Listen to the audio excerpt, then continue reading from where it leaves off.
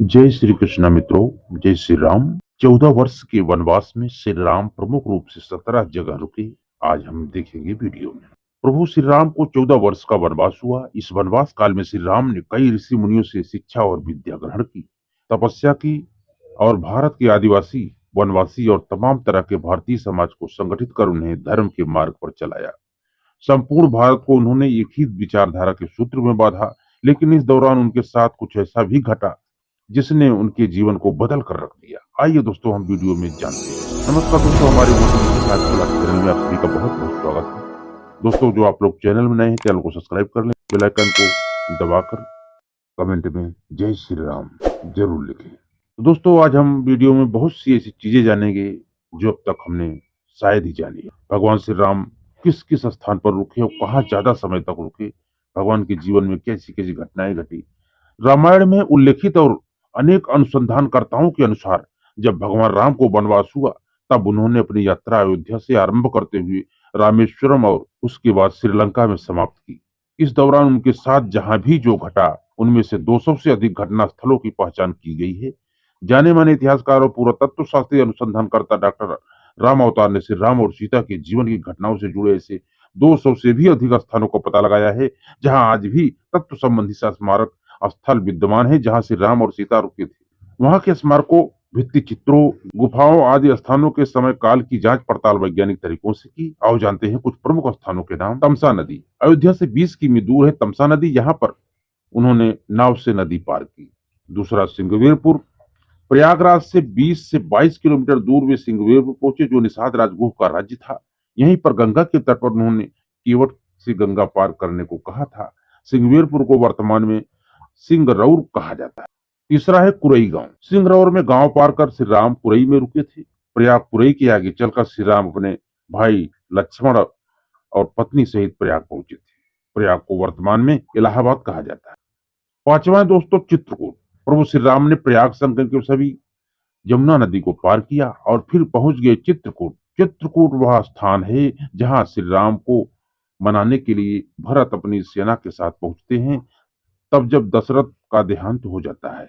भारत यहाँ से राम की चरण पादुका ले जाकर उनकी चरण पादुका रखकर राज्य करते हैं।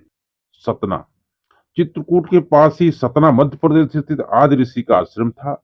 हालांकि अनसुईया पति महर्षि अत्रि चित्रकूट के तपोवन में रहा करते थे, लेकिन सतना में रामवन नामक स्थान पर भी श्री राम रुके थे, जहां ऋषि अत्रि का एक और आश्रम। सातवां दोस्तों दंडकारण्य। चित्रकूट से निकलकर श्री राम घने वन में पहुंच गए। असल में यही था उनका वनवास। इस वन को उस काल में दंडकारण्य कहा जाता था। मध्य प्रदेश, छत्तीसगढ़ और महाराष्ट्र के कुछ क्षेत्रों को मिलाकर दंडकारण्य था। दंडकारण्य में छत्तीसगढ़, उड़ीसा एवं आंध्र प्रदेश राज्यों के अधिकतर हिस्से शामिल हैं। दरअसल उड़ीसा की महानदी के पार गोदावरी दंडकारण्य का क्षेत्र फैला हुआ था। इस दंडकारण्य का ही हिस्सा है आंध्र प्रदेश का एक शहर भद्राचलसा। गोदावरी नदी के तट पर बसा यह शहर सीता रामचंद्र मंदिर के लिए प्रसिद्ध है। यह मंदिर भद्रगिरी पर्वत पर है। कहा जाता है कि श्री राम ने अपने वनवास के दौरान कुछ दिन इस भद्रगिरी पर्वत पर ही बिताए थे। दुनिया भर में सिर्फ यहीं पर जटायु का एकमात्र मंदिर है। आठवां है दोस्तों पंचवटी, नासिक। दंडकारण्य में मुनियों के आश्रमों में रहने के बाद श्री राम अगस्त्य मुनि की आश्रम गए। यहाँ आश्रम नासिक के पंचवटी क्षेत्र में गोदावरी नदी के किनारे बसा है। यहीं पर लक्ष्मण ने सुपर्णखा की नाक काटी थी। राम लक्ष्मण ने खर व दूषण के साथ युद्ध किया था। गिद्धरा जटायु से श्री राम का मैत्री भी यहीं पर हुई थी। वाल्मीकि रामायण अरण्य कांड में पंचवटी का मनोहर वर्णन मिलता है। नौवां है दोस्तों सर्वतीर्थ। नासिक क्षेत्र में सुपर्णखा, मारीच और खर दूषण के वध के बाद रावण सीता का हरण किया और जटायु का वध किया। 10वां है दोस्तों पर्णशाला। पर्णशाला आंध्र प्रदेश में खम्मास जिले के भद्राचलन में स्थित है। रामालय से लगभग 1 घंटे की दूरी पर स्थित पर्णशाला को पनशाला या पर्णशाला भी कहते हैं। पर्णशाला गोदावरी नदी के तट पर स्थित है। यहाँ पर राम सीता का प्राचीन मंदिर है। 11वां है दोस्तों तुंगभद्रा, सबरी का आश्रम। तुंगभद्रा और कावेरी नदी को पार करते हुए राम और लक्ष्मण सीता की खोज में जटायु और कबंध से मिलने के पश्चात वे ऋषिमुख पर्वत पर पहुंचे। रास्ते में पंपा नदी के पास सबरी आश्रम में भी गए, जो आजकल केरल में स्थित है। 13वां है दोस्तों ऋषिमुख पर्वत। मलय पर्वत पर चंदन वनों को पार करते हुए ऋषिमुख पर्वत की ओर बढ़े। यहाँ उन्होंने हनुमान और सुग्रीव से भेंट की, सीता के आभूषणों को देखा और श्री राम ने बाली का वध किया। ऋषिमुख पर्वत वाल्मीकि रामायण में वर्णित वानरों की राजधानी किष्किंधा के निकट स्थित था। ऋषिमुख पर्वत तथा किष्किंधा कर्नाटक के हम्पी जिला बेल्लारी में स्थित है। 14वां है कौड़िकरई। हनुमान और सुग्रीव से मिलने के बाद श्री राम ने वानर सेना का गठन किया और लंका की ओर चल पड़े। तमिलनाडु की एक लंबी तट रेखा है जो लगभग 1000 किमी तक विस्तारित है। कोड़िकरई समुद्र पर वेलांकी के दक्षिण में स्थित है। रामेश्वरम समुद्र तट का एक शांत समुद्र तट है और यहाँ की छिछला पानी तैरने और सन बेदिंग के लिए आदर्श है। रामेश्वरम प्रसिद्ध हिंदू तीर्थ है। महाकाव्य रामायण के अनुसार श्री राम ने लंका पर चढ़ाई करने से पहले यहाँ भगवान शिव की पूजा की थी। रामेश्वरम का शिवलिंग श्री राम द्वारा स्थापित शिवलिंग है। 16वां है दोस्तों धनुषकोडी।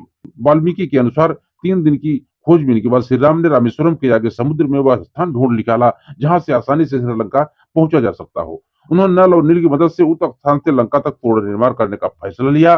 धनुषकोडी भारत के तमिलनाडु राज्य के पूर्वी तट पर रामेश्वरम द्वीप के दक्षिणी किनारे पर स्थित एक गांव है। 17वां वाल्मीकि रामायण अनुसार श्रीलंका के मध्य में रावण का महल था। नुआरा एलिया पहाड़ियों से लगभग 90 किलोमीटर दूर भाद्रवेला की तरफ मध्य लंका की ऊंची पहाड़ियों के बीचों बीच सुरंगों तथा गुफाओं के भंवर जाल मिलते हैं। यहाँ ऐसे कई पुरातात्विक अवशेष मिलते हैं जिनका कार्बन डेटिंग से इनका काल निकाला गया है। श्रीलंका में नुआरा एलिया पहाड़ियों के आसपास स्थित रावण गुफाएं, अशोक वाटिका, खंडहर हो चुके विभीषण के महल आदि की पुरातात्विक जांच से इनके रामायण काल के होने की पुष्टि होती है।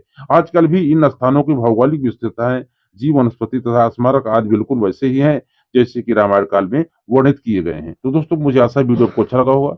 ये जानकारी जानकर भगवान ज्यादातर जो है चित्रकूट में ही बिताए समय, बाकी और जगहों पर सब गए थे जो हमने आपको वर्णन किया। वीडियो अच्छा लगा हो आपको तो एक लाइक करके चैनल को सब्सक्राइब करके कमेंट में जय श्री राम जरूर लिखें। मिलते हैं दोस्तों अगली